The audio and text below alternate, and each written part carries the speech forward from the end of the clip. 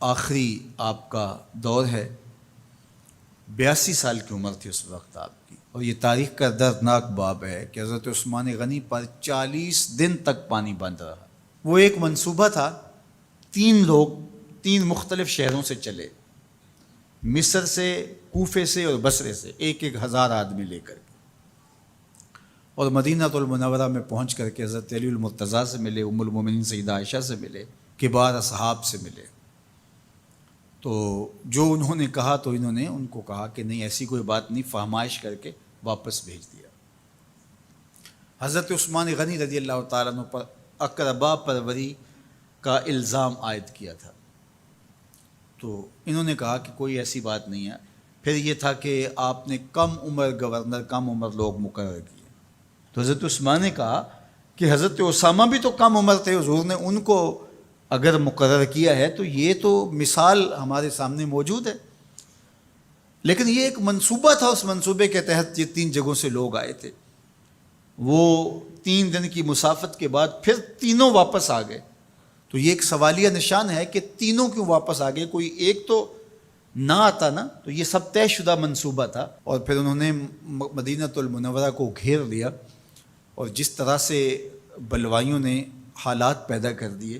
سیدنا علی المرتضیٰ رضی اللہ تعالیٰ عنہ تو شہر مدینہ سے باہر تشریف لے گئے تھے، اور اپنے بیٹوں امام حسن اور امام حسین رضی اللہ تعالیٰ عنہ کو حضرت عثمان غنی کے دروازے پر مقرر کیا تھا کہ ان کو ضرر نہ پہنچنے دینا۔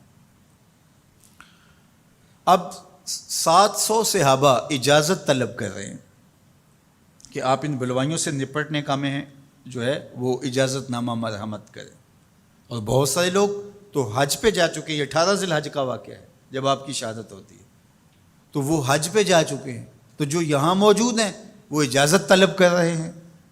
لیکن حضرت عثمان غنی رضی اللہ تعالیٰ عنہ نے کہا کہ نہیں، میں ایسی اجازت نہیں دوں گا۔ رسول اللہ صلی اللہ علیہ وسلم کا حرم شہر مدینہ لوگوں کے خون سے لالازار ہو، یہ میں اس کو گوارا نہیں کرتا۔ افواج موجود ہیں، اور دنیا کی تاریخ میں آپ کو ایسا نہیں ملے گا کہ اتنی بڑی حکومت کسی کے پاس ہو اور وہ خود گھیر لیا جائے، اس کا پانی بھی بند ہو جائے، اور وہ حکم دے کہ نہیں، میرے لیے آپ ایک قطرہ بھی خون نہیں بہائیں گے۔ بلکہ آپ کے غلاموں نے جب تلواریں اٹھا لی تو آپ نے فرمایا کہ میرا حکم ہے کہ تم تلواریں نیچے رکھو، بلکہ میں تمہیں یہ آفر دیتا ہوں کہ جو غلام لڑے گا نہیں اور یہ میرے سے عہد کرتا ہے وہ آزاد ہے۔ حضرت ابو ہریرہ رضی اللہ تعالیٰ عنہ، حالانکہ یہ پڑھنے پڑھانے والے لوگ تھے، تعلیم و تعلم سے ان کا تعلق تھا، لیکن وہ بھی تلوار لے کے حضرت عثمان غنی کے دفاع میں آ گئے۔ لیکن حضرت ابو ہریرہ رضی اللہ تعالیٰ عنہ کو بھی حضرت عثمان غنی روک دیتے۔ مالک بن اشتر کہنے لگا کہ ہم آپ کی دستبرداری کے خواہاں ہیں، آپ خلافت سے دستبرداری اختیار کر لیجئے۔ تو حضور علیہ الصلوۃ والسلام کے اس جانثار صحابی نے، حضرت عثمان غنی نے فرمایا یہ نہیں ہو سکتا۔ دستبردار کیوں نہیں ہوئے؟ لگتا تھا یہ سب سے زیادہ آسان تھا، لیکن حضور نے ارشاد فرمایا تھا، اے عثمان، تمہیں اللہ ایک قمیض پہنائے گا، لوگ اس کو اتارنا چاہیں گے، تم کبھی نہ اتارنا۔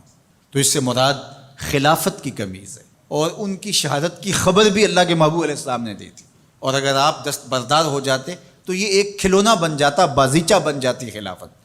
چند آدمیوں کے پریشر سے خلافت سے دستبرداری کرنا پڑتی۔ اچھا، ایک یہ سوال بھی پیدا ہوتا ہے، چند باغی تھے، ان کو کس طرح کچل دیا جاتا؟ لیکن حضرت عثمان غنی یہ نہیں چاہتے تھے۔ ایک تو یہ کہ مدینہ کی حرمت پامال نہ ہو، اور دوسرا پورے عالم اسلام کو آگ لگانے کا جو منصوبہ تھا، 3 مختلف شہروں سے 1,000 آدمی لایا گیا ایک منصوبے کے تحت، اور انہیں لاشیں چاہیے تھیں، اور جو ان کے پیچھے کام کر رہے تھے نادیدہ ہاتھ، ان کا منصوبہ یہ تھا کہ یہاں سے مختلف سمتوں میں، یہ تینوں شہر مختلف سمتوں میں تھے، تینوں سمتوں میں جب لاشیں جائیں گی تو پورے عالم اسلام کو ہم جو ہے وہ خانہ جنگی کی آگ میں دھکیل سکیں گے۔ تو حضرت عثمان غنی ان سازشوں سے آگاہ تھے، تو سب سے اہون اور آسان یہ تھا کہ قربانی پیش کر دی جائے، اور پھر انہوں نے سن بھی رکھا تھا کہ 2 شہید ہیں، شہید تو انہوں نے بہرحال ہونا ہے، تو لہٰذا میں خلافت سے دستبردار بھی نہیں ہوں گا، اور شہر مدینہ کی حرمت بھی پامال نہیں ہونے دوں گا، اور تیسری بات یہ ہے کہ میں خود مظلوم شہید کر دیا جاؤں، تو آپ نے یہ گوارا کر لیا۔ تو 18 ذوالحج تھا، جمعہ کا ہی دن تھا، اور حضرت عثمان غنی رضی اللہ تعالیٰ عنہ روزے سے تھے، عصر کا وقت تھا، قرآن مجید کی تلاوت کر رہے تھے۔ حضرت امام حسن، امام حسین اور حضرت عبداللہ بن زبیر اور دیگر لوگ آپ کے دروازے پہ پہرا دے رہے تھے، لیکن باغی پچھلے گھر سے دیوار پھلانگ کے آپ کے گھر میں داخل ہوئے اور تلوار سے وار کیا۔ آپ کی زوجہ حضرت نائلہ آگے بڑھیں اور ہاتھ سے روکنا چاہا، آپ کی انگلیاں کٹ گئیں۔ پھر دوسرا وار کیا تو حضرت عثمان غنی رضی اللہ تعالیٰ عنہ کا دایاں ہاتھ کٹ کے گر گیا۔ حضرت عثمان غنی رضی اللہ تعالیٰ عنہ نے افسوس کیا اور کہا کہ تم نے وہ ہاتھ کاٹ دیا جس سے میں وحی کی کتابت کیا کرتا تھا۔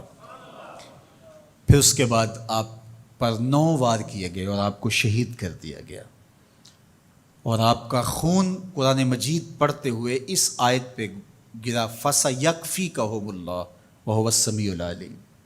تو حضرت عثمان غنی رضی اللہ تعالیٰ عنہ مظلوم شہید کیے گئے، بھوکے اور پیاسے شہید کیے گئے، ظلماً شہید کیے گئے۔ حضرت عبداللہ بن عمر رضی اللہ تعالیٰ عنہ فرماتے ہیں کہ حضور فتنوں کا ذکر کر رہے تھے کہ فتنے ہوں گے، بہت بڑے فتنے ہوں گے۔ تو ایک شخص نے چادر اوڑھی ہوئی تھی اور وہ مجلس واعظ کے قریب سے گزرا جہاں حضور کچھ ارشاد فرما رہے تھے، تو آقا کریم نے اشارہ کر کے کہا اس دن یہ شخص حق پہ ہوگا۔ عبداللہ بن عمر کہتے ہیں کہ میں اٹھا اور جا کے دیکھا تو وہ حضرت عثمان تھے۔ تو میں نے حضرت عثمان کے چہرے کو پکڑ کے تھوڑا سا حضور کی جانب کیا اور میں نے کہا حاذا، حضور یہ؟ اللہ کے محبوب فرمایا ہاں یہی، جب فتنے ہوں گے تو فرمایا یہ حق پہ ہوگا۔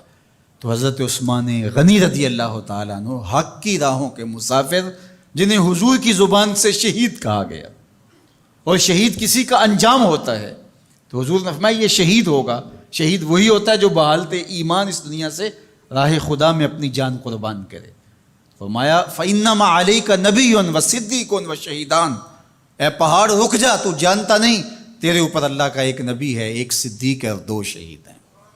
تو حضرت عثمان غنی رضی اللہ تعالیٰ عنہ عظمتوں کے مینار، اللہ اکبر۔ تو یہ حضرت عثمان غنی رضی اللہ تعالیٰ عنہ کا یہ کارنامہ تھا کہ آپ نے اپنی جان پیش کر کے امت کو جو ہے وہ فتنوں سے محفوظ کر لیا اور امت کو بچا لیا۔